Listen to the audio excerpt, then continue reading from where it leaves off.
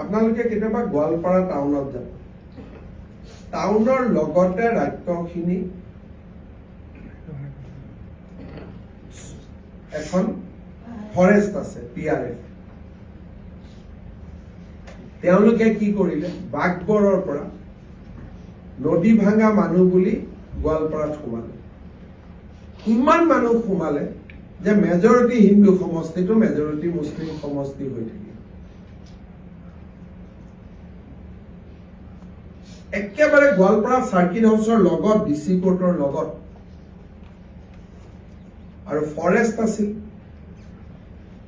অসমৰ ফৰেষ্ট মন্ত্ৰী কোন আছিল আপোনালোকে জানে মই পলিটিক্যাল কৰিব খোজা নাই কাজিৰঙাৰ গড় হত্যাটো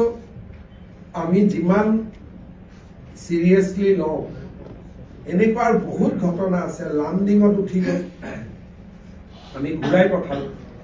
এটা মানুহ সমষ্টিত আহাৰ লগে লগে মেজৰিটি হিন্দু সমষ্টিটো মেজৰিটি বদলি যায় এতিয়া মূল কথাটো যে নদী ভাঙিছে সৰকাৰক আবেদন কৰিব আমি বৰপেটা জিলাতে মাটি দিলো হেতে য'ৰ পৰা আছে তাতেই দিব পাৰো কিন্তু নদী ভাঙা মানুহ বুলি কয় গোৱালপাৰা টাউনত ডিসি কোৰ্টৰ কাষত যি মাটিৰ কথা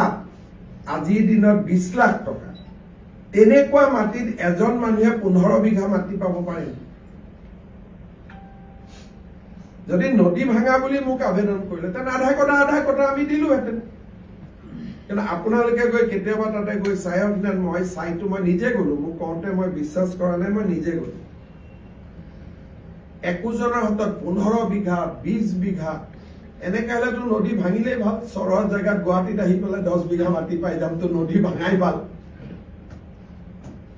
কোনোতো এটা নিয়ম নাই আৰু এনেকুৱা কোনেও ক'ব নোৱাৰে যে সবৰ নদী ভাঙাৰ কাৰণে আহিছে